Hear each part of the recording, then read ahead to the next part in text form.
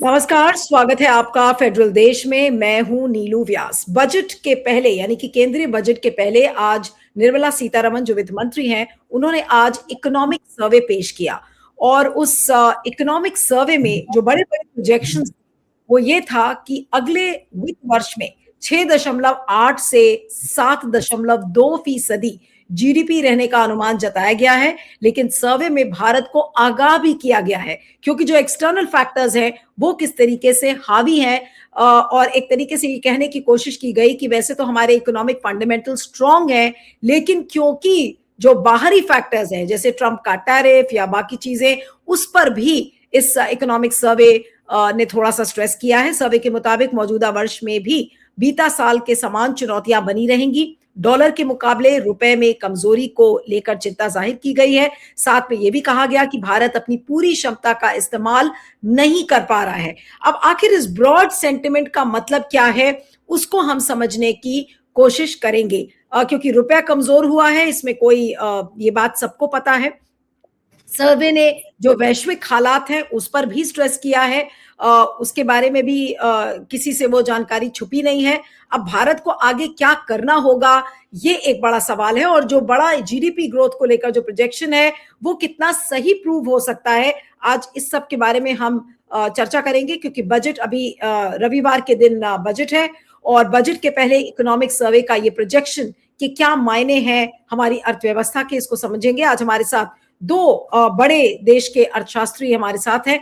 हमारे साथ प्रोफेसर चरण सिंह हैं, जो कि पूर्व आरबीआई अध्यक्ष रह चुके हैं और देश के जाने माने इकोनॉमिस्ट हैं। Thank you sir so much for joining. हमारे साथ प्रोफेसर संतोष मेहरोत्रा हैं, एक और देश के बहुत जाने माने इकोनॉमिस्ट हमारे साथ हैं। आपका स्वागत है। और मनीष कुमार द फेडरल देश के सीनियर जर्नलिस्ट हैं। आपका स्वागत है। और आज की चर्चा मैं प्रोफेसर संतोष मेहरोत्रा से शुरू करती हूँ, उसके बाद प्रोफेसर चरण सिंह के पास आऊंगी कि जो इकोनॉमिक सर्वे में जो प्रोजेक्शंस हैं जीडीपी ग्रोथ को लेकर, और उसमें ये बिल्कुल साफ कहा गया है कि वैश्विक फैक्टर्स की वजह से भारत की इकोनॉमी उतना अच्छा नहीं कर पा रही है। लेकिन बावजूद इसके जो इस साल का जो प्रोजेक्शन है वो 6.8 से लेकर 7.2% जीडीपी ग्रोथ का उसमें अनुमान लगाया जा रहा है। ये फिगर कितना रियलिस्टिक है, क्या इस फिगर तक हम पहुंच सकते हैं, और जो प्रोजेक्शंस है उसके इसके हिसाब से जो रियलिटी है और प्रोजेक्शन में क्या फर्क आपको नजर आ रहा है? नमस्कार। माफ करिए, मेरी सेहत बहुत ठीक नहीं है। अगर आप चाहें तो डॉक्टर चरण सिंह से शुरू कर लें। मैं सिर्फ घंटा भर ये हाइलाइट्स देख पाया हूं। मुझे खांसी बहुत आ रही। डॉक्टर चरण सिंह से शुरू कर लीजिए तो अच्छा होगा। ओके ओके ओके ओके, ठीक है। प्रोफेसर चरण सिंह, आपके पास आती हूँ उसी सवाल को लेकर कि जो जीडीपी ग्रोथ को लेकर जो प्रोजेक्शंस है रियलिटी में, और जो एक्सट्रेनियस फैक्टर्स के बारे में बताया गया कि देखिए रुपया कमजोर हो रहा है, अमेरिका की जो टैरिफ पॉलिसी है उसकी वजह से बहुत फर्क पड़ रहा है, और इसकी वजह से भारत की इकोनॉमी उतना अच्छा नहीं कर पा रही है जितना उसमें पोटेंशियल था। लेकिन जो जीडीपी ग्रोथ को लेकर प्रोजेक्शन है वो कितना रियलिस्टिक है? देखो, मेरी जो राय है, देश की क्षमता बहुत ज्यादा है और देश जो कर रहा है वो क्षमता से कम कर रहा है। ये मेरी राय है। हम लोगों का सपना है विकसित भारत 2047 की क्षमता हमारे पास है। कोरिया ने हमसे पहले 8% के दर से वृद्धि की, चाइना ने 10% के दर से वृद्धि की। उन दिनों में भी कोई अच्छे हालात नहीं थे दुनिया में। कोरिया ने किया 1962 से लेकर 1990 तक 8%। चाइना ने किया 1990 से लेकर 212 तक 10%। उन वर्षों में भी अगर सोचे तो हालात अच्छे नहीं थे। अभी हम लोगों ने हाल में जो हमारे अनुमान थे उससे कहीं अच्छा प्रदर्शन किया है, इसमें दो राय नहीं है। 6.5% का हमारा अनुमान था, हमने 7.5, 8, 8.5% का वृद्धि की है। तो उस कारण जो पूरा वर्ष की वृद्धि है वो 7.4 और 7.3 के आसपास उन्होंने लगाई है, और मुझे लगता है वो हासिल की जा सकती है। अगले अभी 2 महीने 3 महीने का आंकड़े आने वाले रहेंगे। अगले वर्ष का जो लगा रहे हैं वो लगा रहे हैं 6.8 से 7.2। वो भी मुझे लगता है कंजर्वेटिव एस्टिमेट लगा, इतना तो हो ही जाएगा। दो राय नहीं है उसमें। पर जिस चीज पे मैं कह रहा हूं कि अगर विकसित भारत होना है, वो स्टेप लैडर अप्रोच, सीढ़ी होती है ना, सीढ़ी की तरह अगर आप सोचें, तो हमने 2047 तक 18,000 प्रति व्यक्ति व्यय, आज वो 2,880 है, 2047 में उसको करीब 18,000 तक ले जाना है। 18,000 ले जाने के लिए हमें 9, 9.5, 10% के दर से बढ़ना पड़ेगा। उससे हम पीछे रह रहे। अब विकसित भारत ऐलान हो गया है, ये पहला बजट था, सीढ़ी में 22 पग हैं, पहले पग पे कदम रख रहे हैं। मैं सोच रहा था कि बहुत अच्छे अनुमान होंगे, अच्छे नीतियां होंगी, और हम लोग कहेंगे हमने 9.5% पे कदम रख दिया। अभी आप जो बात कह रहे हैं कि देखिए दुनिया के हालात अच्छे नहीं है, कब अच्छे थे? कब अच्छे थे? क्या 1973 में अच्छे थे? 1970-78 में अच्छे थे? 2008 में अच्छे थे? तो हमें अपनी नीतियों पे भरोसा होना चाहिए। आप देख लीजिए, देश मजबूत है, अच्छी नीतियां आई, हम इस टाइम पे दुनिया में सबसे तेज गति के देश है। इसका मतलब देश में बिजनेस, इंडिविजुअल्स आपकी अच्छी नीतियों को रिएक्ट कर रहे हैं। आपने अच्छी नीतियां दी, हमने क्षमता दी, हमने 7.5% ग्रोथ दिखा दिया। आप और अच्छी नीतियां दीजिए, हम 9.5% दिखाएंगे। अभी रुपया कमजोर हो रहा है, रुपया आप ये कमजोर कह रहे होना हैं ही कि होना है। प्रोफेसर चरण सिंह, आप ये कह रहे हैं कि हमारे इकोनॉमिक फंडामेंटल्स बिल्कुल स्ट्रांग हैं, हमें चिंता की जरूरत नहीं है और हम क्षमता से कम कर रहे हैं। तो ये जो प्रोजेक्शंस है आपके हिसाब से कंजर्वेटिव एस्टिमेट है आपके, आप ये कह रहे हैं? बिल्कुल, मैं यही कह रहा हूं। जी और मैं कह रहा हूं कि हमारे पास क्षमता है 9.5-10% की, नीतियों की कमी है, हाँ, ये मैं कहने का प्रयत्न कर रहा हूं। नीतियां बनाने का काम भी तो सरकार ही करेगी। आपने कहा नीतियों की कमी है, क्षमता बहुत है। अब मैं प्रोफेसर संतोष मेहरोत्रा के पास आती हूँ, उसके बाद आपके पास वापस आऊंगी चरण सिंह जी। नीतियों की कमी है, क्षमता हमारे देश में बहुत है, लेकिन जो एक्सट्रेनियस फैक्टर्स को कोट किया गया है, एक तरीके से मजबूरी बताई गई है कि देखिए हम बहुत कुछ कर सकते हैं लेकिन हम नहीं कर पा रहे हैं क्योंकि फैक्टर्स लाइक डॉलर्स, टैरिफ, ये सारे फैक्टर्स मौजूद हैं।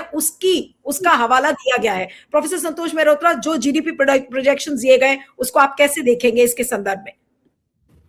मैं डॉक्टर चरण सिंह की बात से सहमत हूँ, पूरी तरीके से सहमत हूँ, क्योंकि हमने भी प्रोजेक्शंस किए हैं और प्रोजेक्शंस के आधार पे हमें अगले 8 से 10 साल 9% की विकास दर पे विकास करना आवश्यक है। उसके बाद वो वैसे ही गिरेगी, 8% हो जाएगी। उसके बाद मतलब अपना पूरा पोटेंशियल अगर हम रियलाइज कर रहे हैं तो पहले के 10 साल में 9%, उसके बाद 8%, अगले 10 साल, उसके बाद 7% हो जाए।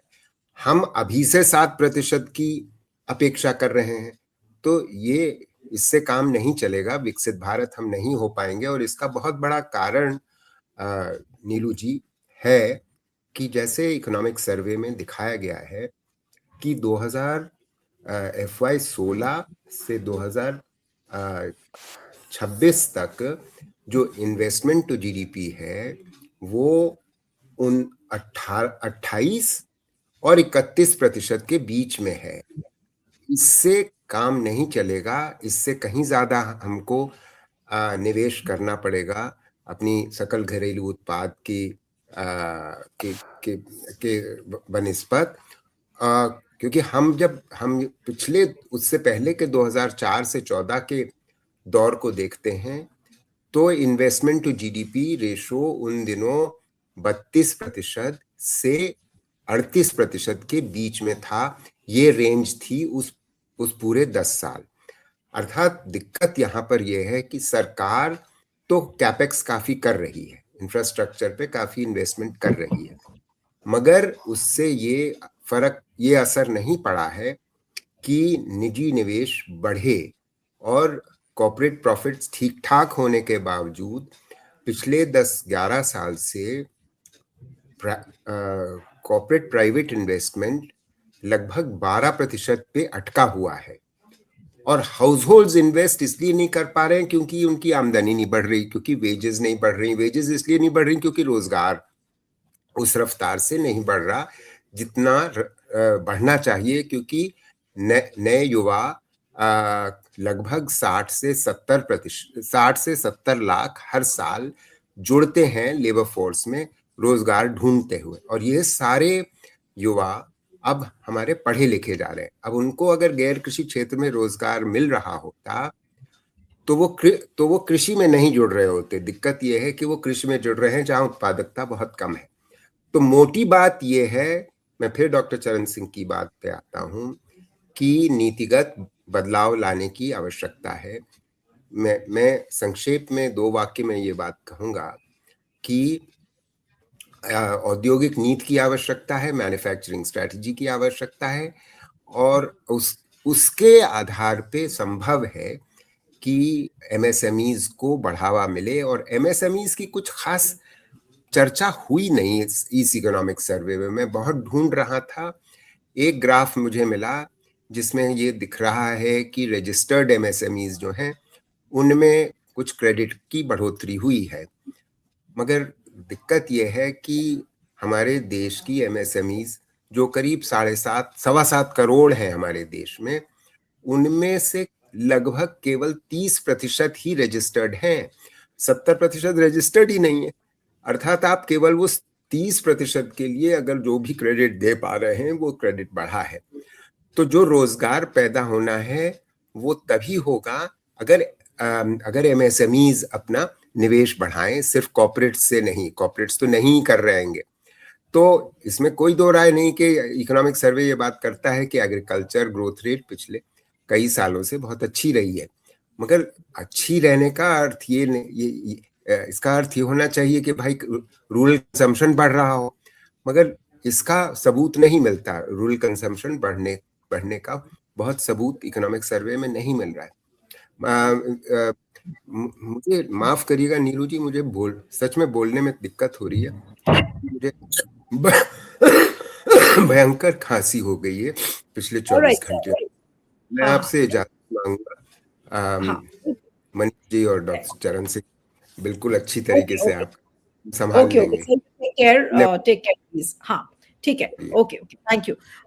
मैं अब मनीष के पास आती हूँ कि मनीष, बहुत सारी बातें इस इकोनॉमिक सर्वे में कही गई हैं और एक एक करके उन सारे पॉइंट्स को ले लेते हैं। कहा गया कि जो फॉरेन एक्सचेंज रिजर्व्स हैं वो बढ़कर करीब 701.4 बिलियन हो गया है एज ऑफ 16 जनवरी 2026।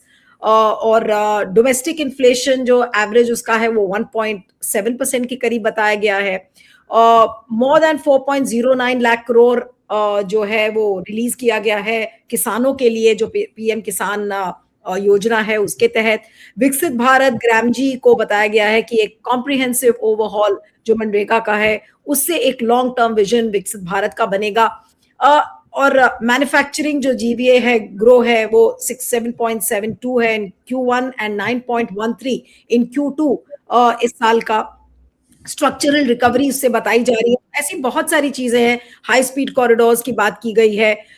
लेकिन जो बात अभी निकल कर आ रही है, जो प्रोफेसर चरण सिंह ने भी कहा और जो संतोष मेहरोत्रा ने भी कहा कि इंटेंट ठीक है लेकिन नीतियां नहीं बन पा रही हैं। तो क्या ये एक सरकार की विफलता है मनीष? क्योंकि ठीक है, आप सपने बहुत सारे दिखा सकते हो, इकोनॉमिक सर्वे एक सपना दिखा रहा है, अभी बजट आएगा, बजट भी बहुत सारे सपने दिखाएगा आपको, लेकिन कमी कहां पर है? आज क्या ये सरकार की विफलता नहीं है? अगर आज हमारे देश में रोजगार नहीं है, क्या सरकार की ये विफलता नहीं कि हमारा रुपया कमजोर हो रहा है? इसे आप सरकार की विफलता कहेंगे या फिर आज सरकार ये कह रही है कि आपको लग रहा है कि सरकार एक सब्ज़बाग दिखाने की कोशिश कर रही है जो पूरा होने में मुश्किल आएगी?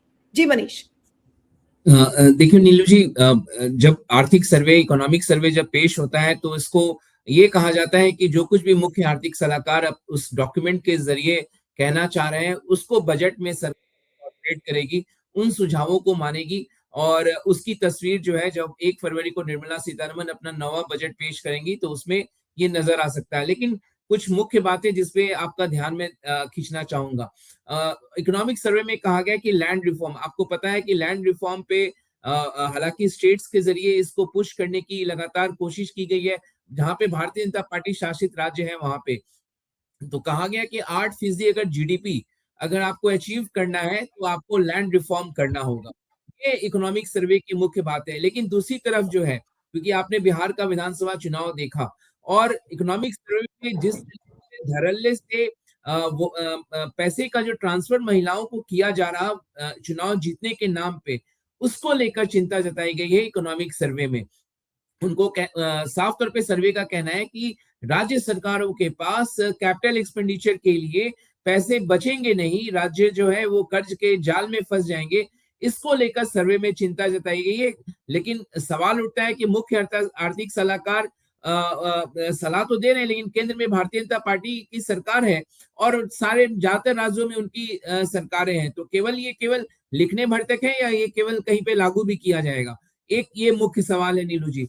एक जो महत्वपूर्ण बात कही गई है, 3 ऐसे मतलब उदाहरण दिए गए, 3 चुनौतियां बताई गई हैं कि दुनिया में 3 हालात इस समय बन रहे हैं 2026 में। 2025 में हमने देखा ट्रम्प आए, राष्ट्रपति बने, फिर उन्होंने टैरिफ की घोषणा की, भारत पाकिस्तान के बीच में ऑपरेशन सिंदूर हुआ। ये जो हालात थे, उसके बाद जिस तरीके से ईरान इजराइल में हुआ, फिर हम यूक्रेन रशिया तो देख ही रहे हैं, अब ग्रीनलैंड, ये सभी देख रहे हैं। तो 2025 में जिस तरीके से रशिया कसी थी, 2026 में भी सर्वे का कहना है कि ये बरकरार रह सकता है और ये हमारे सामने एक चुनौती होगी। साथ दूसरे हालात कह रहे हैं कि अगर ये नहीं तो दूसरा होगा कि यूरोप में और अमेरिका में जिस तरीके के टकराव बढ़ रहे हैं, उसके चलते देशों को एक कड़े फैसले लेने के हालात उत्पन्न हो सकते हैं। एआई बबल का जो है की बात जो है इकोनॉमिक सर्वे में की गई है और ये कहा गया है कि ऐसे सिनारियो में अगर इस तरीके की चीजें होते हैं, फाइनेंशियल इंस्टीट्यूशंस अगर फाइनेंशियल क्राइसिस होता है, तो 2008 के से भी बड़ा संकट खड़ा हो सकता है जो वैश्विक स्तर पर देखा जा रहा। तो लेकिन सर्वे में कहा गया कि भारत के लिए बहुत बड़ी चिंता का विषय नहीं है, लेकिन ऐसा नहीं है कि भारत पे इसका असर नहीं पड़ेगा, जो भी वैश्विक पटल पे जो कुछ भी हो रहा। तो ये चुनौतियों को पेश किया गया है। जाहिर तौर पर अगर विकास दर को देखें तो प्रोजेक्शन दिया गया 7% से अगले वित्त वर्ष में भी ऊपर रहेगा, लेकिन साफ तौर पे एम्प्लॉयमेंट को लेकर कंसर्न है। जैसा कि संजय मल्होत्रा अर्थशास्त्री वो बता भी रहे थे कि एमएसएमई को लेकर आप देखिए क्रेडिट फ्लो बढ़ा है, इंटरेस्ट रेट घटा है आरबीआई की तरफ से, ये भी बात कही गई है इकोनॉमिक सर्वे में। लेकिन सवाल उठता है कि बैंकों के पास कर्ज लेने के लिए उस तादाद में कर्ज सस्ता होने के बाद भी लोग नहीं पहुंच रहे हैं। तो ये चुनौतियां हैं। अब ये चुनौतियां जो रखा गया है मुख्य आर्थिक सलाहकार की तरफ से, इसको एड्रेस करने की जिम्मेदारी देश के वित्त मंत्री पर है। देखना होगा नीलू जी 1 फरवरी को वो इन तमाम कंसर्न्स को किस तरीके से एड्रेस करती है, लेकिन ये मुख्य बातें हैं जो कि इकोनॉमिक सर्वे में कही गई है। मैं प्रोफेसर चरण सिंह के पास आती हूँ कि प्रोफेसर चरण सिंह, आज आपको क्या लग रहा है कि सरकार के लिए सबसे बड़ा बॉटलनेक क्या है? प्रोजेक्शंस दिया, सरकार ने अपना इंटेंट जाहिर किया, लेकिन जैसा आपने कहा कि नीतियों की कमी है, तो ये नीतियों की कमी, आप किसकी कमी इसको कहेंगे? अगर नीतियां नहीं बनी है, चाहे वो रोजगार हो, चाहे और भी बाकी सारी चीजें हो, आज अगर नीतियां नहीं है तो इसके लिए कौन जिम्मेदार है? क्या आप सरकार को इसके लिए जिम्मेदार नहीं ठहराएंगे? देखिए, एक सीधी सी बात है, 10 साल से आपकी बीवी नाराज है, ये क्या हालात है? 10 साल हो गए प्राइवेट सेक्टर इन्वेस्टमेंट नहीं कर रहा है, ये क्या तरीका है? प्राइवेट सेक्टर क्यों नहीं इन्वेस्ट कर रहा है? ग्रोथ तब होगी ना अगर प्राइवेट सेक्टर इन्वेस्ट करेगा। सरकार बढ़ से बढ़कर इन्वेस्ट कर रही है। Quality of expenditure, revenue expenditure कम हो रहा है, कैपिटल एक्सपेंडिचर ज्यादा हो रहा है। सरकार इससे ज्यादा क्या कर सकती है? पर प्राइवेट सेक्टर सामने उभर के नहीं आ रहा है, तो एक बार प्राइवेट सेक्टर को बैठा कर पूछना पड़ेगा, भाई किस बात पे नाराज हो? क्यों इतने साल हो गए तुम आगे क्यों नहीं आ रहे हो? अब इंजन तेजी से चल रहा है, पीछे हर डिब्बे में ब्रेक लगी हुई है। आप कभी गाड़ी में ट्रेन में गए हैं ना, आप कहीं से भी ब्रेक खींच सकते हैं डिब्बे में। अब पीछे 28 प्रदेश हैं, कुछ यूनियन टेरिटरी हैं, सब प्राइवेट सेक्टर भी पीछे है, एमएसएमई भी पीछे है, सबने ब्रेकें लगाई हुई हैं, इंजन तेजी से जाना चाहता है। प्रधानमंत्री एक पॉलिटिशियन है, वो एक ड्रीम दे रहे, और कोई नामुमकिन ड्रीम नहीं है, पहली बार ड्रीम नहीं दे रहे हैं। इंडोनेशिया भी विकसित इंडोनेशिया 2045 पे काम कर रहा है। कोरिया ने 1962 से लेकर 1990 तक 8% कैसे किया, उस टाइम पे भी चुनौतियां थी। चाइना ने 1990 से लेकर 212 तक कैसे किया, उस टाइम भी चुनौतियां थी। सबको मिलके आगे बढ़ना है। एक प्रधानमंत्री कह रहा है कि मैं चाहता हूं विकसित हो जाए, डिब्बे अपनी अपनी ब्रेक खींच के बैठे हुए हैं, कहां से गाड़ी तेज चलेगी? तो मैं नहीं, ये लेकिन कह रहा प्रोफेसर हूं करण सिंह कि एक चीज और भी है, ये सरकार sir sir just allow me to interrupt you, ये जो सरकार है ये तो प्राइवेट सेक्टर से बातचीत करती है, कैपिटलिस्ट की सारी बातें मानती है, तो फिर प्राइवेट सेक्टर से बातचीत करने के लिए रोक कौन रहा है उनको? वो बुलाए, उनसे बात करें, भाई क्या बॉटलनेक्स हैं? आज 11 साल से मोदी जी की सरकार है, वो ये काम क्यों नहीं कर पाती? और ऑपोजिशन तो ये तक कहता है कि भाई ये सूट बूट की सरकार है, तो फिर प्राइवेट सेक्टर से बातचीत करने के लिए रोक कौन रहा है? क्यों नहीं कर पा रही है निर्मला सीतारमन बातचीत, या फिर मोदी जी बात करें? ये नेगेटिव थिंकिंग है कि दुनिया में बहुत बुरी हालत है। दुनिया में कभी भी अच्छे हालात नहीं होते थे, दुनिया ऐसी ही है। जितने लोगों को जितनी ज्यादा चुनौतियां आती है उतना तेजी से बढ़ते हैं। ये प्रधानमंत्री चुनौतियों से ही ऊपर आए हैं, कोई सोने के चम्मच के साथ पैदा नहीं हुए हैं। चुनौतियां हर किसको नहीं थी। एक छोटा सा बीज मिट्टी में डालते हैं, वो भी चुनौती है। पत्थरों के बीच में से, सूखी मिट्टी के बीच में से निकल के सामने आ जाता है। चुनौतियां हर एक को होती हैं, पर नीतियों की कमी। अब हो क्या रहा है, कुछ अर्थशास्त्री हैं, कुछ लोग हैं, कुछ कह रहे हैं हम तो 3% पे बढ़ने वृद्धि करने वाले देश हैं, अब हम 7% पे कर रहे हैं। बहुत बढ़िया, पर आपकी क्षमता तो 10% है ना, आप अभी भी क्षमता से कम कर रहे हैं। तो मैं उन अर्थशास्त्रियों में से हूं जो विश्वास रखता हूं कि देश में लोग बैठे हैं तेज गति से चलने के लिए। आपने थोड़ा सा नीतियां अच्छी अपनाई, हम 7% पे देश आगे बढ़ गया। और नीतियां अपनाओगे और तेजी से बढ़ेंगे। जितनी शक्कर डालोगे उतना मीठा होगा। देशवासी, युवा, औरतें, किसान, लघु उद्योग के लोग सब तैयार बैठे हैं। आप 7-7.5% जो दर इस समय कर रहे हैं, कौन सी नीतियों से कर रहे हैं? आपने पॉलिटिकल स्टेबिलिटी लाई है, फाइनेंशियल सेक्टर स्टेबिलिटी लाई है, फिस्कल पॉलिसी में आपने कैपिटल एक्सपेंडिचर बढ़ाया है, जीएसटी रिफॉर्म्स किए हैं, डायरेक्ट टैक्सेस रिफॉर्म्स किए हैं, मॉनेटरी पॉलिसी में आपने इंटरेस्ट रेट कम किया है।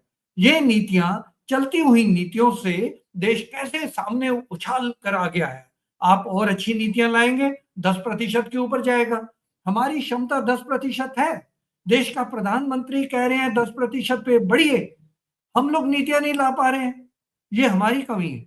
तो मुझे लग रहा है कि ये जो काले बादल छाए हुए हैं, काले बादल जब छाते हैं तो उसमें कई लोग उसका बहुत फायदा भी उठा लेकिन लेते हैं। प्रोफेसर चरण सिंह, तो आपने हमें प्रधानमंत्री को, हमें प्रोफेसर चरण सिंह आपने प्रधानमंत्री को तो 10 में 10 दे दिया, लेकिन आपने कहा हमारी कमियां हैं, हम नहीं ला पाए। तो ये गलती ब्यूरोक्रेट्स की है, एडवाइजर्स की है, इकोनॉमिस्ट की है, किसकी गलती है? मैंने बार बार कह रहा हूं, इंजन तेज चलना चाहता है, डिब्बे ब्रेक लगा के बैठे हैं। सब लोग अगर मिलकर चलेंगे, सारे डिब्बे अपनी ब्रेकें छोड़ देंगे, बोले ठीक है, इंजन गाड़ी पे पटरी में 10% पे चलना चाहता है, हम भी चलेंगे।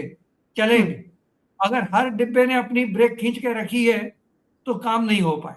तो उतर के गार्ड को, ड्राइवर को, इंजन के पायलट को पूछना पड़ता है तुमने ब्रेक क्यों खींची है, तो फिर ब्रेक रिलीज करो। तो मुझे लग रहा है अगर आपने 10% का टारगेट चेज करना है, जो क्षमता है, यंग डेमोग्राफिक इंडिया है, female labour force participation economic survey के मुताबिक एकदम आगे बढ़ गई है। लघु उद्योग में भी लोग तैयार बैठे हैं, सब लोग तैयार हैं। अभी इन हालातों में अगर हम 10% को छू नहीं पा रहे हैं तो हमें पता करना पड़ेगा क्यों नहीं कर पा रहे हैं। उसमें इन्वेस्टमेंट एक मूल कारण है। प्राइवेट सेक्टर क्यों नहीं इन्वेस्ट कर रहा है? प्राइवेट सेक्टर में लघु उद्योग भी आते हैं। लघु उद्योग सबसे ज्यादा एम्प्लॉयमेंट जनरेट करते हैं। आपको मैं एक बात बता रहा हूं, सामने आर्टिफिशियल इंटेलिजेंस का दौर आने वाला है। आर्टिफिशियल इंटेलिजेंस के दौर में काफी डिसरप्शन आने वाली है। उस डिसरप्शन में अनएम्प्लॉयमेंट बढ़ सकती है। एमएसएमई एक सेक्टर है जो उसको एब्जॉर्ब करेगा। अगर एमएसएमई एब्जॉर्ब नहीं करेगा, युवा इधर उधर घूमेंगे, या तो फिर नशे में जाएंगे, या फिर जैसे नक्सलाइट करते हैं वैसे जाएंगे। उनको गुमराह होने की जगह उनको हमने कुछ रोजगार देने। मुद्रा लोन उस नजर से बहुत अच्छा लोन है। थोड़ा सा पैसा दिया, उनको बोला चलो भी कुछ काम शुरू करो। औरतों के लिए लखपति दीदी बहुत अच्छा प्रोग्राम है, थोड़ा पैसा दिया आगे बढ़ो। उस तरीके हमें प्रयत्न करना पड़ेगा कि देश में सब लोग मिलके पूरी की पूरी ट्रेन डिब्बों के साथ आगे बढ़ रही है, कोई भी ब्रेक बीच में नहीं लगाएगा। तो देश हाँ। अभी आपने इकोनॉमिक सर्वे यूनियन का देखा है, क्या स्टेट के भी इकोनॉमिक सर्वे इसी गति को देखेंगे? स्टेट्स के भी बजट से यही गति दिखाएंगे, म्यूनिसिपल कॉर्पोरेशंस भी यही दिखाएंगी, ट्रेड एसोसिएशंस भी यही दिखाएंगी, जो ट्रेड एसोसिएशन एमएसएमईज की हैं क्या वो ये गति दिखाएंगी? वो सब देखना है। जितनी देर तक सब मिलके नहीं चलेंगे 10% नहीं होगा, जो हमारी क्षमता। ठीक है, तो आप एक तरीके से पॉइंट आउट कर रहे हैं कि इंजन का जो इंजन है वो पूरा अपने तेज गति से चल रहा है, लेकिन डब्बे साथ नहीं दे रहे। अब मनीष, इसको पॉलिटिकली कैसे रीड किया जाए? इंजन यानी कि मैं मान रही हूं कि आप प्रधानमंत्री नरेंद्र मोदी के लिए कह रहे हैं कि उनकी विजन में कोई कमी नहीं है, उनके एफर्ट्स में कोई कमी नहीं है, लेकिन कमी फिर है कहां? हम क्यों नहीं उस टारगेट को मीट अप कर पा रहे हैं? और जैसा प्रोफेसर चरण सिंह ने कहा कि भाई हमारी ट्रेड यूनियंस क्या उस तरीके का बजट देंगी, हमारी क्या स्टेट गवर्नमेंट्स उस तरीके का बजट देंगी? तो स्टेट गवर्नमेंट भी तो ज्यादातर बीजेपी की है, सेंटर में भी बीजेपी है, स्टेट में भी काफी स्टेट्स में बीजेपी है, ऑपोजिशन के तो कुछ इक्के दुक्के ही स्टेट्स हैं। तो फिर आज इसके लिए रिस्पॉन्सिबल किसको ठहराया जाएगा? इसको पॉलिटिकली आप कैसे पढ़ेंगे, जो बात अभी प्रोफेसर चरण सिंह ने कही? उसके बाद में कार्यक्रम को जी बिल्कुल नीलू जी, देखिए हमारे दोनों जो गेस्ट हैं जाने माने अर्थशास्त्री, उन्होंने जो मुख्य बातें जो इशारा की, प्राइवेट इन्वेस्टमेंट नहीं बढ़ रहा, और यही बात विपक्ष भी कहता रहा है नीलू जी कि प्राइवेट इन्वेस्टमेंट, आपने कॉर्पोरेट टैक्स को 2019 में रिड्यूस किया, लेकिन क्या वो इन्वेस्टमेंट बढ़ा रहे हैं? क्या वो उस संख्या में एम्प्लॉयमेंट जनरेट कर रहे हैं? आज देखिए कहाँ पहले कॉर्पोरेट टैक्स से ज्यादा सरकार को राजस्व मिलता था, अब वो पर्सनल इनकम टैक्स हो गया, यानी हमारे आप जैसे लोगों से सरकार ज्यादा टैक्स वसूल रही है और उसको लोक लुभावने जो चुनाव जीतने में खर्च कर रही है। तो जाहिर तौर पर स्टेट्स पे लगाम नहीं है। चुनाव जीतना एक सबसे बड़ा एक लगता है वो बन गया है इन दिनों, और हमने देखा बिहार में, हम तमाम राज्यों में देख रहे हैं जिस तरीके से फ्रीबीज बांटा जा रहा। प्रधानमंत्री ने आज जब संसद पहुंचे तो उन्होंने कहा कि रिफॉर्म परफॉर्म ट्रांसफॉर्म जो है ये हमारी सरकार की पहचान रही है, और हम रिफॉर्म एक्सप्रेस पर सवार हैं। लेकिन रिफॉर्म एक्सप्रेस ये केवल कहने तक है या वाकई में पिछले वर्ष सरकार ने 2 बड़े फैसले, इनकम टैक्स 12, आपने देखा 12 लाख तक की आय को टैक्स फ्री कर दिया गया, जीएसटी कट कर दिया गया। सरकार कह रही है कि कंजम्पशन बढ़ा है, लेकिन क्या वाकई में ग्राउंड पे कंजम्पशन बढ़ा है? लोगों की सेविंग तो नजर नहीं आ रही। कंजम्पशन जो है उस तरीके से रूरल इकोनॉमी का, जैसे संजय मल्होत्रा कह रहे थे, तो कई सारे बॉटलनेक्स हैं। विपक्ष इसी बात को लेकर जो है, आपने देखा राहुल गांधी ने हाल फिलहाल में फिर से किस तरीके से टेक्सटाइल इंडस्ट्री टैरिफ मार से जूझ रही है, उसको लेकर उन्होंने टारगेट किया। तो विपक्ष तो लगातार जो है सरकार के पॉलिसी पर सवाल खड़ा कर रहा है, लेकिन देखना होगा कि जो कंसर्न्स हैं, जो तमाम हमारे जानकार जो अभी इस समय हमारे साथ जुड़े हैं, जो कंसर्न्स रेस कर रहे हैं, क्या उसको बजट के जरिए एड्रेस किया जाता है या नहीं। 2 दिन बाद जो है हमें समझ में आएगा। ये तमाम चुनौतियां लगातार एक साथ से डिस्कस की जा रही हैं, लेकिन सरकार बड़ी बड़ी बातें तो जरूर कर रही है, लेकिन धरातल पर वो नजर नहीं आता इस तरीके से कि इसका सॉल्यूशन निकल कर सामने आए। तो अब बॉटलनेक्स तो बहुत सारे हैं, इन सारी चुनौतियों से सरकार कैसे निपटेगी? और अभी बजट भी आने वाला है, 1 फरवरी को केंद्रीय बजट आएगा, तो उसमें देखेंगे और क्या डिटेल्ड प्लानिंग वित्त मंत्री निर्मला सीतारमन ने की है। आपका बहुत बहुत शुक्रिया professor Charan Singh. I hope to see you on the day of the budget also for our English and Hindi programmes. Thank you so much for joining. Manish, आपका भी बहुत बहुत शुक्रिया। Thank you.